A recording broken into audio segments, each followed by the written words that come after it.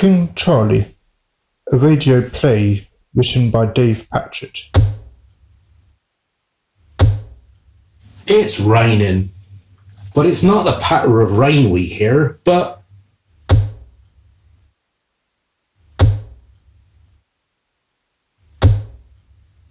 today's hunt has been delayed. King Charlie is in his chamber, or his palace playroom. He's not twiddling his fingers doing nothing, though. Oh, if only he was. Dorchester enters. Good morning, Your Majesty. Pray, may I inquire as to what you are doing? Good morning, Dorky. It's just as you see. I'm playing a new game that I have invented. I call it darts. My blacksmith has fashioned them especially for me. Look, see? Gold barrels and titanium tips. And the flights are fashioned from Harry, my favourite hawk. You have pulled his feathers out. Is not that a tad cruel? Not at all. Obviously, I killed him first. Yes, it does not bear thinking about. But, my king, why are you aiming the, darts at our niece tapestry? Again, obviously, because the darts stay stuck in. I have tried the walls, but they just bounce out, thus ruining the carpet. Would you have me ruining the carpet? I bow to your superior sensibilities. I have some important affairs of state I wish to discuss with you. You are such a fusspot, Dorky. You are angry about the silly tapestry, are you not? Well, it is not in my remit to be angry in your presence, sire. But the Nice tapestry was captured by your father from the French.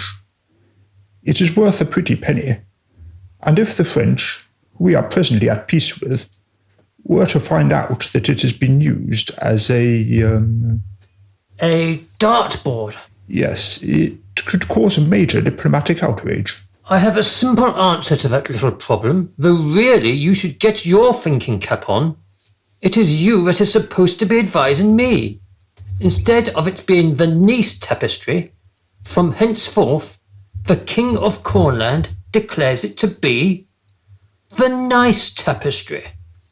It's not our fault if the French do not know how to pronounce the letter I. But would the French see it that way? The ball is in their court. I made a witticism. Make a record of that. I will. It must be a very unique record indeed. In their court. Anyway, I have yet another most clever idea. There is always a solution to every problem. You told me that when I was a mere boy. Come over here, Dorchester. That's right. In front of and facing the tapestry. What are you doing, my lord? I am drawing a bullseye on your back with a quill, also sacrificed by the late Harry the Hawk. Now, stand very still. Let me see. Methinks that 7'6" would be about right. 5, 6, 7, and 6 inches. 2/3 fingers. You see how delicate I am? How I resist crudity? Ouch! Ouch! Ouch! Ah, they stick in nicely. Problem solved. You can go now. But the affairs of state that I spoke of... Can wait. I need cheering up. Find Tarvey and send her to my attendants. As you wish, sire. And do not call me sire. I am not a horse. While all these aimless darts were flying about in the king's room, our good Queen Meridian was in her bedroom, on the east wing, the king's being on the west wing. She was being comforted by Tarvey. Madam Queen, 'tis small comfort I know, but you spend more time with Dorchester, and even Brute, than with the brute that is your husband. While 'tis I, Tarvey, who has to attend to the king every single day. I do not know how you do it. You make me laugh. But how do you make him laugh when he has such a juvenile sense of humour? True, I cannot devise a proper satire for him. I once tried. I said, "Here is a riddle diddle," at which point he burst into laughter. Encouraged, I continued, "How does one wrong a right?" To be fair, he answered, "I do not know. How does one wrong a right?" Perfect. Encouraged again, I said, "Nobody in the kingdom knows except the king." This is the sort of self-mockery that most kings love to laugh at and think themselves most liberal by doing so. But King Charlie responded with, "Typical, I suppose that I will simply have to do it myself." So how do you amuse him? I invented something that I have come to call catchword phrases, like, "No, seriously," which he finds hilarious. I have others like, "Do not take your crown off, I am not stopping," and for some strange reason, that and "No, do not laugh," has the king rolling around the carpet in stitches. However, my queen, there are dark things of which I would not speak if I knew my place. I promise that anything you may say will be in strict confidence. If you like, we can trade secret for secret. Very well, Meridian. Call me Mary, even though I'm mostly not. Meridian is such a mouthful. What I have to say is also a mouthful. He uses me as a pimp. A pimp? What is a pimp? I have heard only of a pimple. I know not the origins of pimp, only that it is not a pimple. I am not that small. Sometimes he calls me his little pimpernel. I have no idea what that means either, or if it is related to me being a pimp. Carry on with your revelation, Tavi. If you will allow me, Madam Mary, a pimp, it turns out, is a procurer of girls. I have to visit the taverns and offer purses of silver for singing or dancing girls.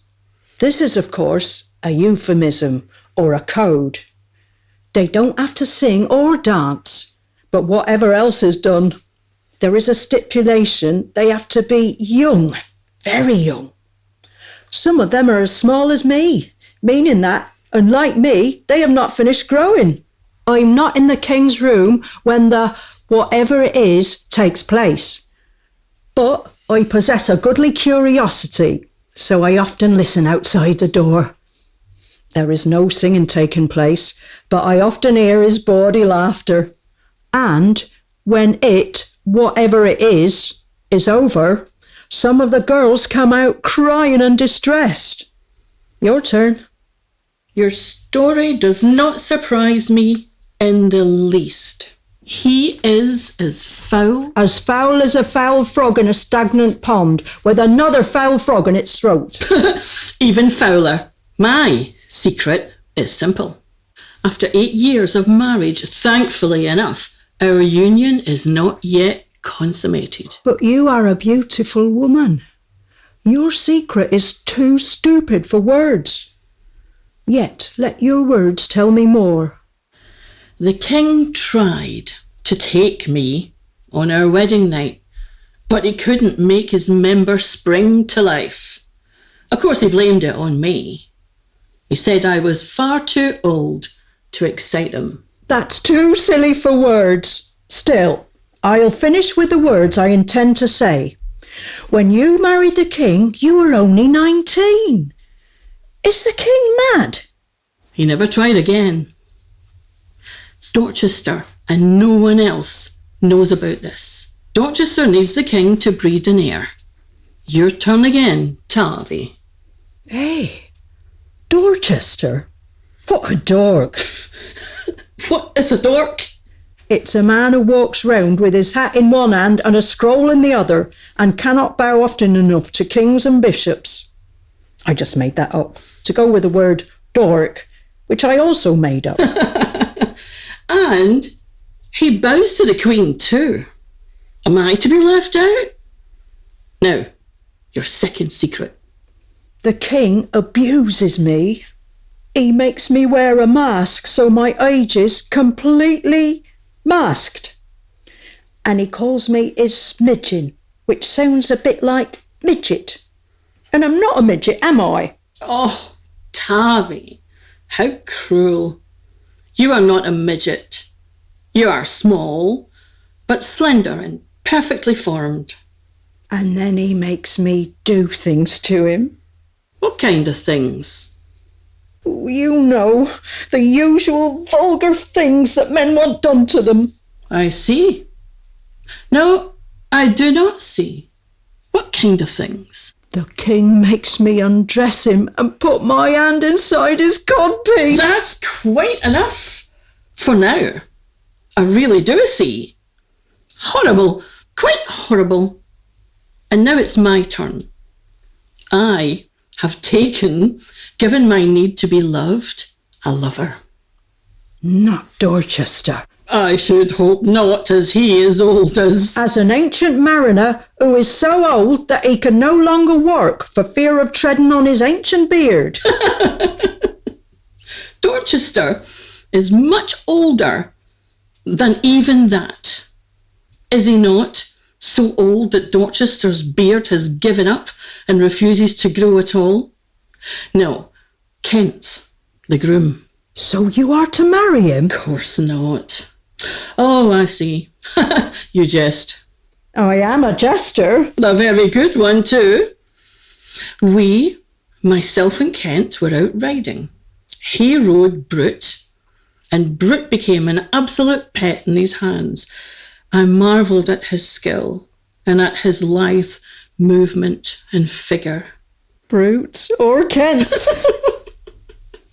We stopped to lie down in the shade of a tree. You can guess the rest. I have fallen in love with him, and he comes to my bedroom every other night. I know that it has to be a passing thing. Still, it is such a joy. If your husband was to have a dire misfortune, then what would you do? I fantasize about such a glorious misfortune. To hold on to my estates, I would have to remarry. To Kent? No, for then all would be taken from me.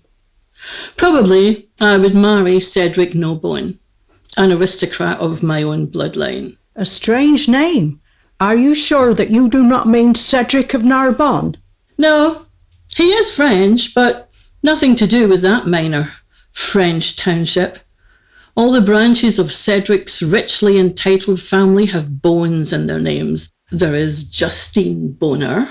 With a name like that, you would have no trouble getting his member to spring up.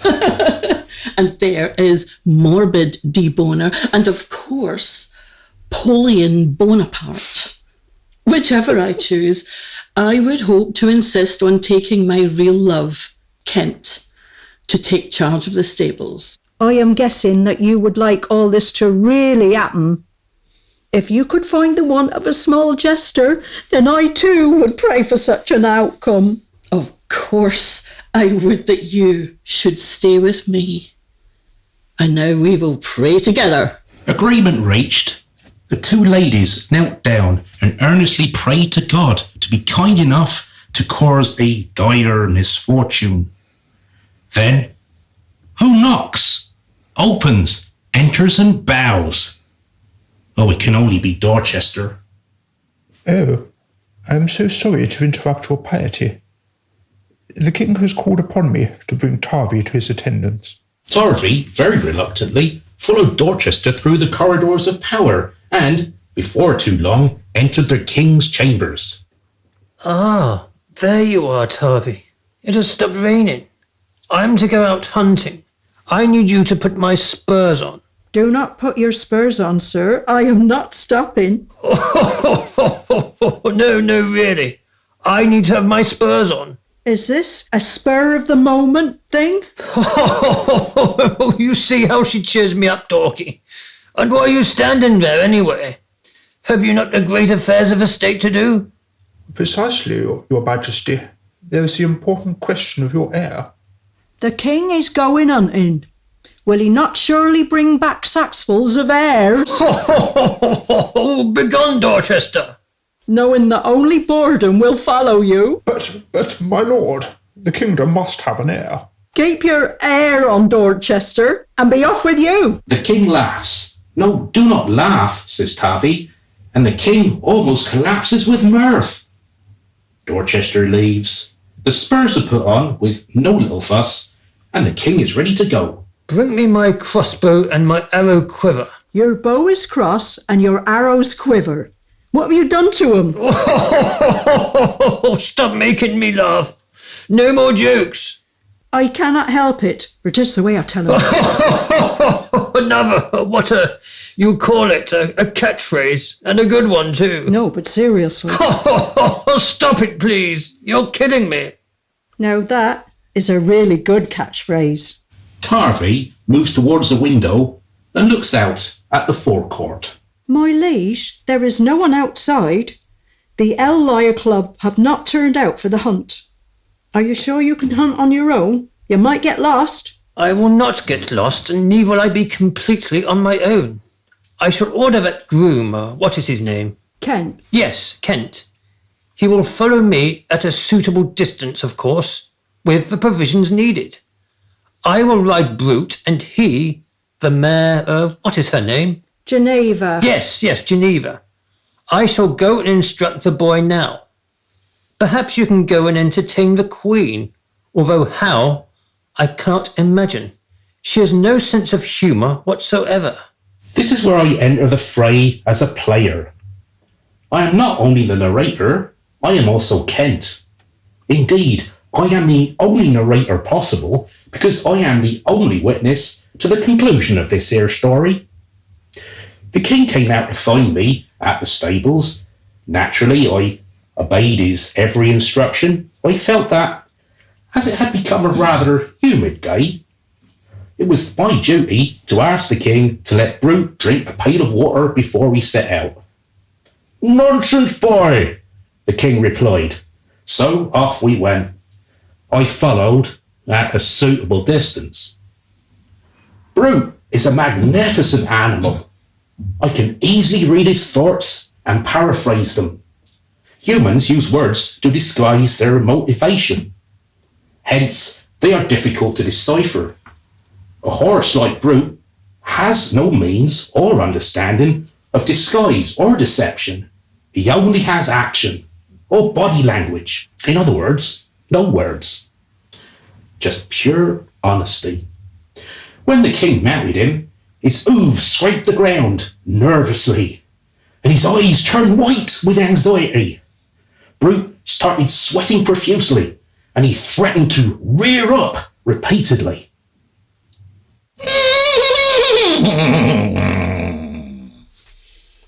Will someone get this heavy, stupid idiot off my back? Ouch! The bastard cannot resist digging into me with his spurs, never giving my wounds a chance to heal.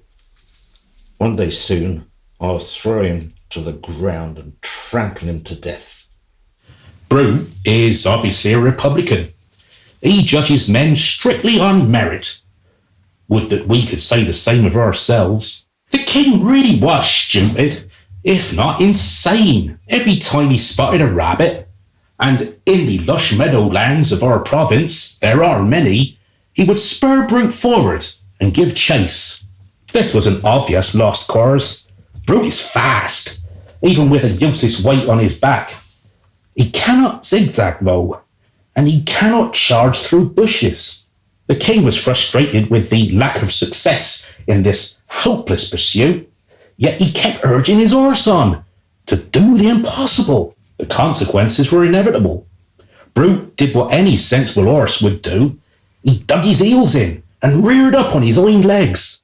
So far did he rise that the king fell backwards, only for Brute to overbalance and fall back too on top of the king. Now I watched from a suitable distance. Thankfully, the horse was unarmed and rolled over and onto his feet. He tried to run off, but he could not. One of the king's legs were caught up in the stirrups by the spurs.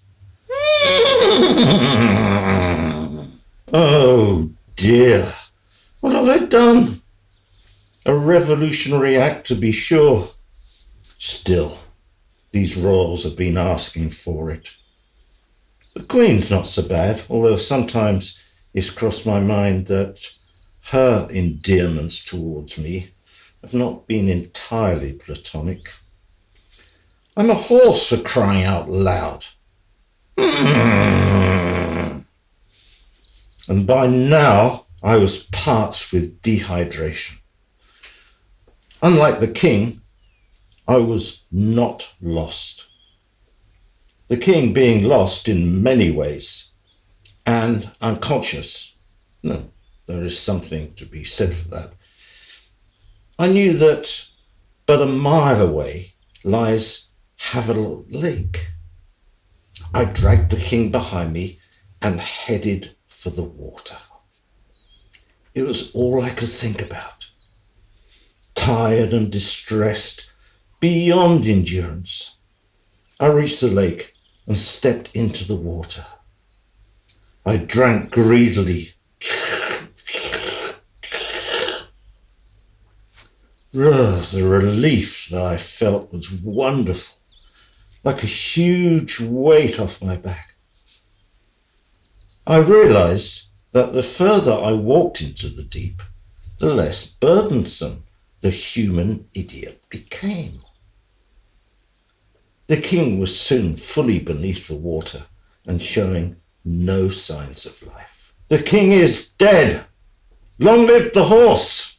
Now I reasoned that, since the king was dead, I was no longer prisoner to his instructions to keep my distance. So I asked Geneva to approach the misfortune, which he did happily, for she too was very thirsty. I dismounted and released Brute from our soggy travesty of a king. I now had a small sack of savings from my employment, a hamper of luxurious provisions, and 2 fine horses. I headed east to wait the morning sun. A new dawn, a new day, a new life. What about the Queen, Tarvey, and Dorchester, I hear you all say? You think that I cannot possibly just leave it there, but I can, and I will, because I, not living in the past, never sought to find out. Of course, you could research the history books to find the answers you desire. However, history is written by the winners, and I suspect that there are to be no winners in this here story. I did know that the Queen did not really love me. I was only a passing thing. She never explored my thinking, only my body. I will leave you with this final thought, though. The intelligence that began all mankind's adventures would surely divine that it is better to make good decisions from the outset rather than to try to make good by praying for a dire misfortune. King Charlie was played by Guy Dixon. Queen Meridian by Irene Cunningham. Tarvey by Annie Stubb. Kent the Narrator by Matthew Reynolds. Brute by John Benford. Dorchester by Matthew Shelton Jones. Credits by Matthew Shelton Jones. The sound engineer was Stuart Conway. The editing by Adam House Music.